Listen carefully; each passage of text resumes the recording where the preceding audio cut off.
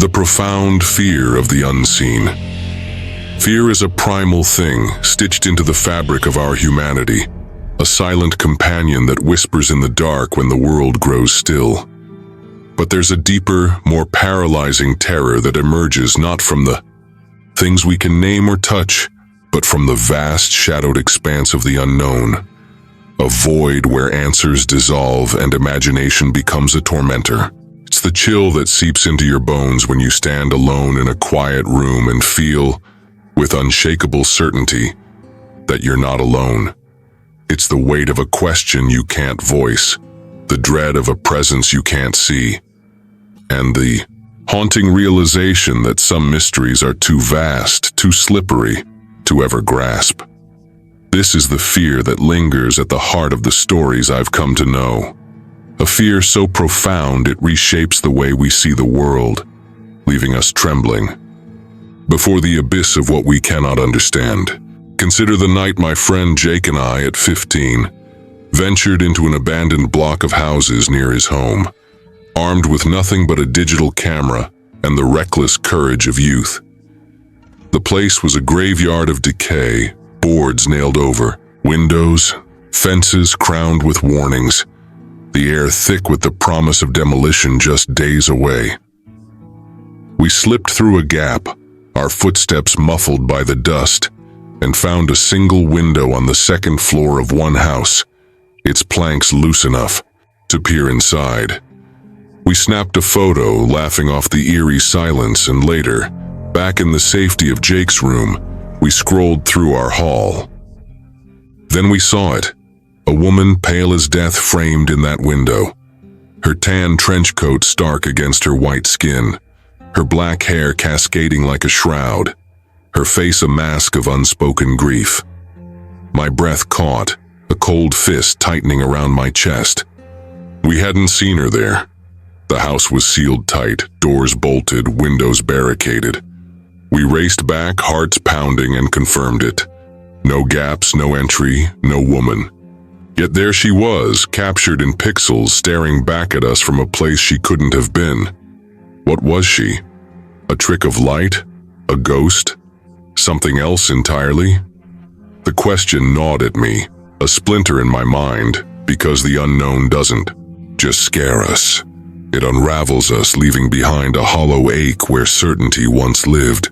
That same unshakable dread echoes in another tale, one that still wakes me in the dead of night, my ears straining for sounds that shouldn't be there. At 26, living under my parents' roof, I'd lie awake in my bedroom, a space I'd known for years, its every creak and shadow familiar. But one night the air shifted, an electric tension I couldn't place. Then came the sound, a slow, deliberate creak as my closet door eased open. I bolted upright, hard hammering, and checked inside. Nothing. I shut it, convincing myself it was a draft, and slipped back into bed. Hours later, a low rumble stirred me, something rattling in the air ducts above, a grating, alive sound that didn't belong. It faded and sleep reclaimed me, but the next night it happened again. The closet door groaning open, the rattling overhead, sharper this time. I told my dad, who shrugged it off, inspecting the door and finding it secure.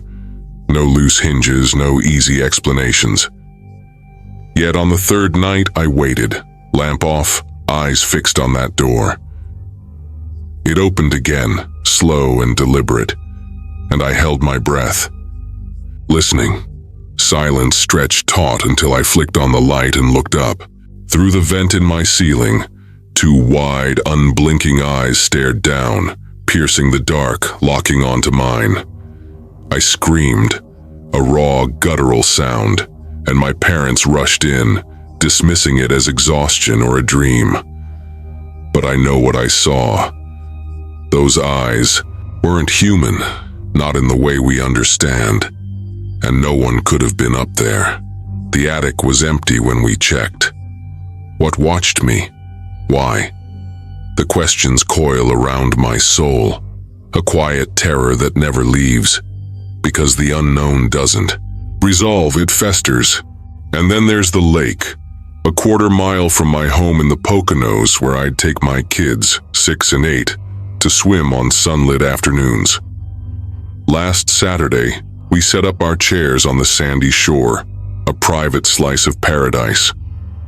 My wife and I lounged as the kids splashed, their laughter a tether to normalcy.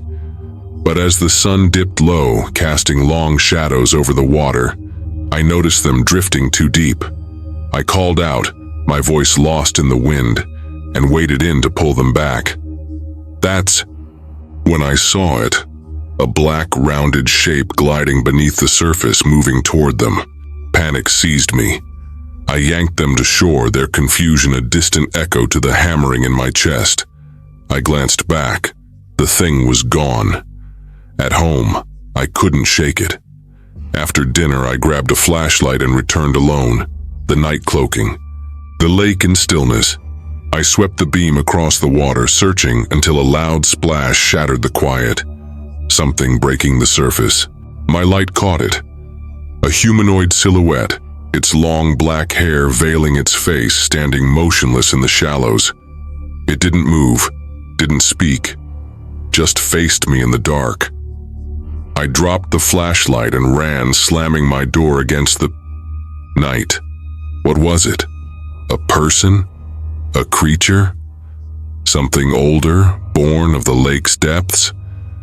I don't know, and that ignorance is a wound that won't heal, a fear that it's still out there, inches from my life, watching through the glass.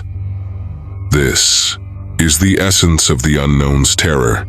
It strips away the illusion of control, exposing how fragile our grip on reality is. With Jake, it was a photo that defied physics, a glimpse into a space we couldn't enter. In my room, it was eyes from a place no one could reach, a violation of the mundane. At the lake, it was a shadow that blurred the line between nature and nightmare, a presence without purpose I could name. Each moment left me smaller, more exposed, because the unknown doesn't offer closure. It thrives in the gaps, in the silences where we scream for meaning and hear only our own echoes. It's a fear that teaches us humility, that reminds us we're not the masters of our world, but tenants in a house far older, far stranger than we can fathom. We walk through life assuming the shadows are empty, but what if they're not? What if they're waiting, patient and unseen, for the moment we look too long? That's the lesson carved into these stories. Not just to fear the dark, but to respect it. To know that some doors once opened can't be shut, and some questions once asked haunt us forever. The unknown isn't just a ghost or a shape. And the water, it's the mirror we dread to face, reflecting a truth we can't bear, that we'll never know everything, and in that ignorance lies our deepest, most unshakable fear. The shattering of Sanctuary Home is supposed to be a fortress, a sacred refuge where the world's chaos fades, and we can exhale, unguarded. It's the creak of a familiar floorboard, the hum of a heater on a cold night, the soft glow of a lamp that knows your shadow. But what happens when that sanctuary turns traitor? When the walls you trust to shield you become a cage? When the air you breathe grows heavy with unseen menace? This is a fear that cuts deeper than any phantom or stranger on a dark road. It's the betrayal of the one place you never thought to doubt. It's a violation so intimate, it lingers like a bruise on the soul. A quiet terror that rewrites the meaning of safety. I've felt this fear, seen it unfold in moments where the ordinary warped into the unthinkable, and each time it carved a lesson into me. Even the strongest locks can't guard against the shadows that slip inside. Take the night I moved into. My first apartment, just 22 and buzzing with the thrill of independence. It was a small place in a sleepy U.S. city, the kind where neighbors wave and the streets go quiet after dusk. The front door locked automatically, a feature I loved, clicking shut behind me as I stepped out to grab my mail, chatting with a friend on the phone. I came back, plopped onto my bed, and started sorting envelopes, the phone still pressed to my ear. It slipped from my hand, clattering under the frame, and I slid to the floor to fish it out. That's when I saw him. A man, lying still beneath my bed, his back to me, head tucked to his chest. My heart stopped, a scream clawing up my throat, but I swallowed it. His stillness was a threat I couldn't measure. Was he asleep, waiting, or something worse? My mind raced, but I forced calm, grabbing the phone and muttering, "Dropped it, gonna shower, call you back." The bathroom was steps away. I darted in, locked the door, turned on the water to mask my panic, and climbed out the window. Phone. Trembling in my hand, I dialed 911, watching from across the street as police stormed in. They dragged him out, thin, wild-eyed, clutching one of my kitchen knives he'd held outside the bathroom door. He'd slipped in while I was at the mailbox, hiding in my sanctuary, waiting to strike. That night taught me vigilance. Home isn't invincible. A lock's only as good as the eyes watching it, and innocence can blind you to the danger already inside. Then there's the memory of a snowstorm when I was 21, holed up with my girlfriend in my family's mobile home, a rustic retreat nestled deep in a forest, miles from anything. The heater buzzed as we curled up on the couch, late-night TV flickering, the world outside buried in white. The front door's lock was busted. My grandpa had propped cinder blocks against it since it opened inward.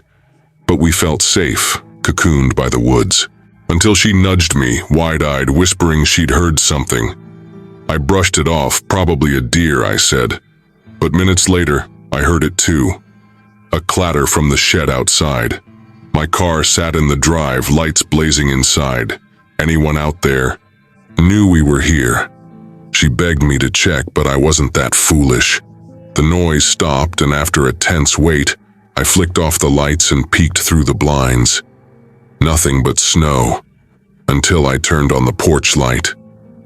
Footprints, human and fresh, trailed from the yard toward the back. My pulse spiked. I ripped open the rear curtains, and she screamed before I could. There, in the unlit dark, stood a figure, clad in black, face hidden behind a vendetta mask, staring through the glass. I shoved her to the bedroom, grabbed my grandpa's rifle, and barricaded the door with everything I could lift. Bangs rattled the frame. He was trying to break in, but they stopped, and he vanished. Morning revealed footprints leading into the trees, a lingering scar on our peace. My grandparents found no trace later, but I've never gone back. The lesson burned into me.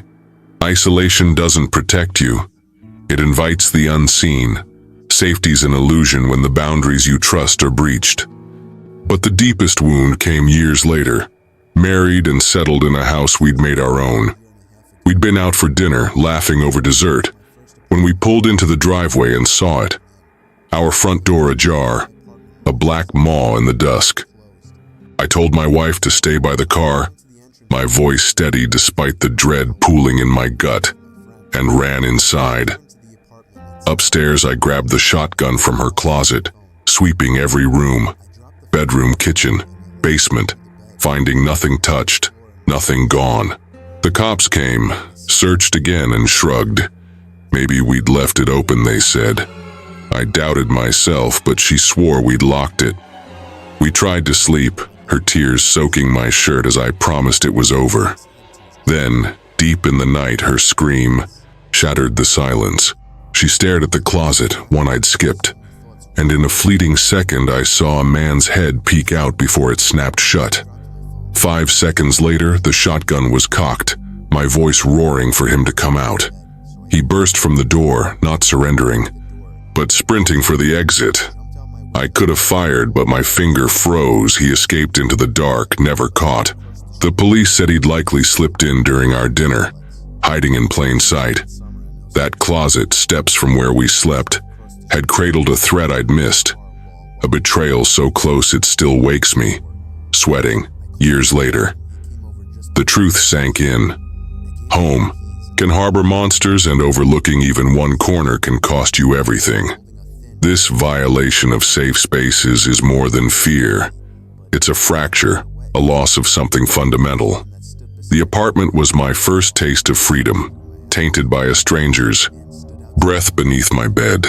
The mobile home was a haven of memories, defiled by a masked gaze in the snow. Our house was our life's cornerstone, poisoned by a shadow we didn't see. Each time the lesson grew sharper. Safety isn't a birthright, it's a fragile gift, easily stolen when we let our guard slip. For Americans, home is a sanctuary tied to identity, a place we pour our dreams into. But these moments reveal its vulnerability.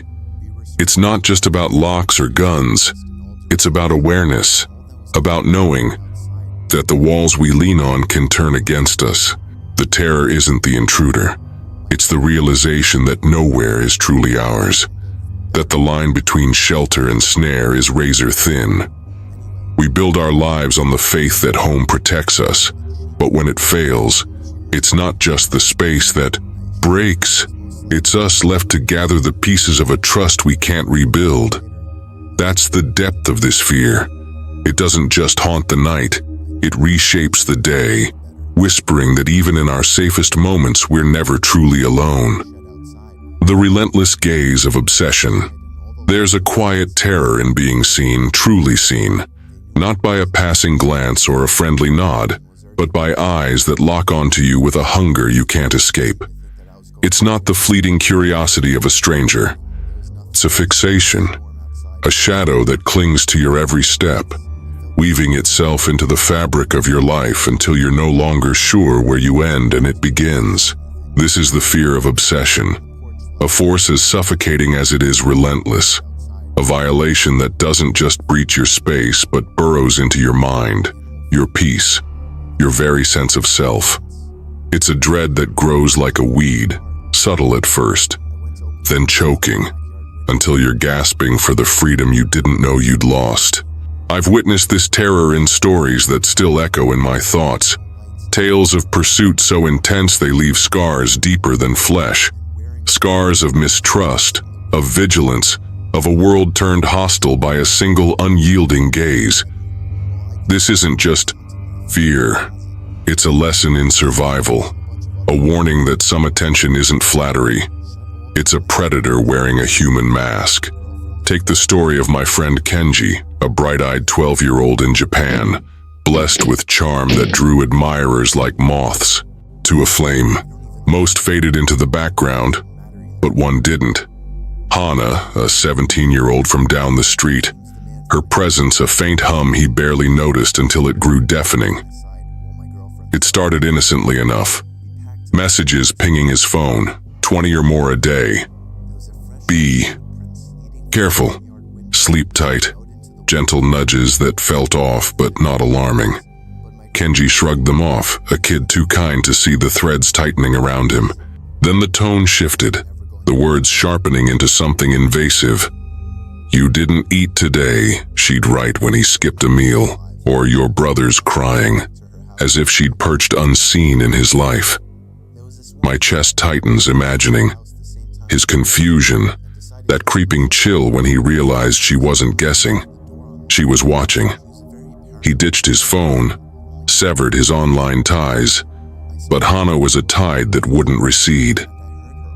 His mother, rarely home, leaned on babysitters, and one day there she was, Hana, smiling too wide, stepping into his house like she belonged. She tended to his siblings with a practiced ease, but her eyes never left him. Her closeness to his mom a silent coup. Then came the trap. "Your mom's gone for a week," she told him at school. "She said you're staying with me." Doubt gnawed at him, but duty pulled him to her empty house, her parents absent, the air thick with her intent. She spun games, calling herself his wife, blindfolding him for hours, her voice a soft blade cutting into his will. 5 days in, alone while she worked, he saw his face on the news. A missing child. Before he could act, she loomed behind him. remote in hand, silencing the truth. His screams broke the spell. He clawed to a window, crying out until help came. Police dragged her away, his mother's arms a fragile shield as they fled to Australia. Even now, her name twists his gut, a ghost he can't outrun. The lesson sears through me. Obsession doesn't ask permission. It takes, and if you don't push back, it consumes. That same relentless stare haunted me 5 years ago. Walking the midnight streets of a U.S. city I'd roamed for years without fear. I thrived in the dark, my roommate asleep while I wandered, the city's pulse a comfort, until one Wednesday between 1 and 2 a.m. when it turned against me. Near a quiet park, I cut down a side street, the night still as a held breath, and saw him, a tall, lanky figure in a tattered suit, dancing under a distant street lamp. His waltz was hypnotic, each step ending in a lurching stride toward me. Graceful yet wrong. I pegged him for a drunk, edging to the curb, but as he closed in, his face came clear. Eyes wild, locked on the sky, a grin stretched so wide it hurt to see. My heart thudded, urging me across the street. He stopped, mirroring me, that smile a fixed mask. I walked on, glancing back. He was gone, a flicker of relief snuffed out when he reappeared, crouched closer, his gaze now a weight I could feel. He tiptoed forward, impossibly fast, a cartoonish creep that pinned me in place. "What do you want?" I whimpered, my voice fracturing, but he didn't flinch, just stood, grinning, until he waltzed away. I watched, breath held, only to see him charge back, running. I bolted, losing him in the glow of a busier road. But his face, sane yet unhinged, clawed at me for months. I stopped walking after that, the city no longer mine. What drove him? Why me? His obsession, brief, unspoken, stole my nights, teaching me that some eyes don't let go and ignoring them doesn't make them blink. Further back in the mid-'80s, my mom felt that gaze across Australia's rural sprawl, cleaning homes to keep us afloat. She'd leave cards in shops, her hustle quiet but steady until a call came. A woman, voice creaking with age, hiring her for a farmhouse job. The demands were odd, the refusal to meet odder, but the pay was too good to pass. Up, keys waited under the mat. The driveway, a lonely stretch to a house adrift in emptiness. An hour in, scrubbing in silence, the back door slammed. No one was supposed to be there. She froze, the kitchen a cage, her pulse loud in her ears. Minutes passed, no sound, and she pressed on, reasoning it away. Until the bedroom. Photos littered the bed, black and white snapshots of her. At our house, at other jobs, through windows, over fences. Her breath hitched, a cold wave crashing as she saw herself through someone's hidden lens. She called the cops, fled to the road, and watched justice falter. The woman blamed a break-in, the case died, and we moved towns. Who took those pictures?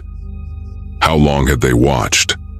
That unseen eye lingered, a specter over her days, whispering that obsession can cloak itself in silence, striking when you least expect. Her lesson became mine. Trust is a risk, and some shadows see you long before you see them. Obsession's terror is its persistence, its ability to twist the mundane into a noose. For Kenji, it was a girl who turned care into chains, her gaze a prison he barely escaped. For me, it was a dancer whose fixation painted my nights with dread, a fleeting hunt that felt eternal. For my mom, it was a watcher who mapped her life in secret, their intent a riddle unsolved. Each bore the weight of being chosen, unwanted, unwarned, by a mind that wouldn't release. It's a fear that teaches, vigilance that urges us to heed the prickle on our necks, the too close voice, the eyes that linger too long. We live assuming attention is benign, but when it hardens into obsession, it's a tide that pulls you under, a mirror reflecting not your face but theirs, distorted, insatiable, and forever fixed on you. The depth of this dread isn't just in the pursuit, it's in the loss, the theft of autonomy, the chilling truth that some souls don't just watch. They claim, and in their claiming they unravel everything you thought you owned. The suffocating embrace of isolation. Isolation is a silent thief, stripping away the comfort of connection, leaving you bare against the vastness of your own fears. It's not just the absence of others, it's the weight of solitude pressing down, a quiet that amplifies every creak, every shadow, until the world feels like a stranger poised to strike. I've tasted this dread in moments where distance became a prison, where help was a distant echo I couldn't reach. There was Kenji, trapped in Hana's house in Japan, doors locked, windows too high, his cries swallowed by her suffocating games until a news report revealed his own disappearance. Salvation snatched away as she loomed behind him. I felt it too, driving alone on Route 17. Miles of dark forest stretching endlessly. The flickering hitchhiker a specter no one else could see.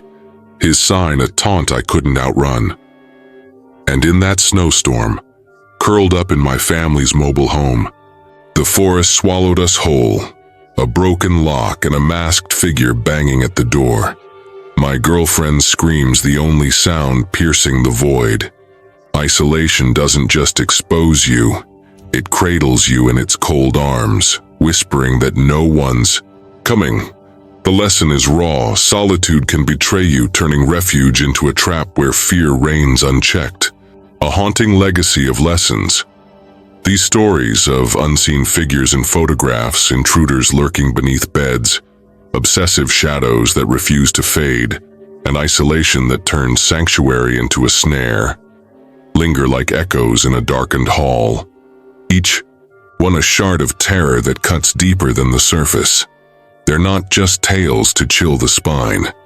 They're mirrors reflecting the fragility of our lives, the thin veneer of safety we cling to, and the resilience we must summon when it cracks. From Jake's ghostly snapshot, I learned that curiosity can unveil truths we're not ready to face. Sometimes wisdom lies in leaving mysteries unsolved. Kenji's ordeal with Hana taught me that obsession wears a mask of care, and trusting our instincts can be the thread that pulls us free. The dancing stranger and the farmhouse photos showed me that unseen eyes can stalk us in silence, urging vigilance over complacency.